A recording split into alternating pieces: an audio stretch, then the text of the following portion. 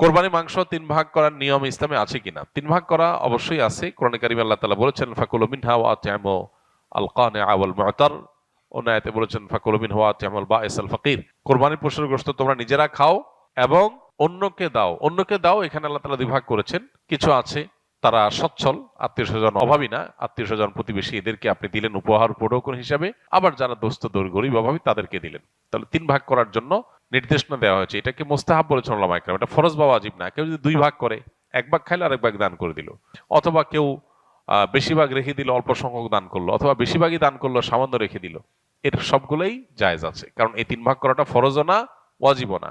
আবার এই ৩ ভাগটা যার যার কোরবানির গোশত তিনি কোরবানির গোশতকে ভাগ করবেন তার মতো করে। তিনি কোন গরিবকে দিবেন না দিবেন তার ব্যাপার। আমাদের সমাজে কোরবানির গোশতকে সমাজের ভাগ নামে ১ ভাগ তোলন করে সেটা বন্টন করার যে নিয়ম আছে এটা পরিহারযোগ্য। বিশেষ করে গণহারে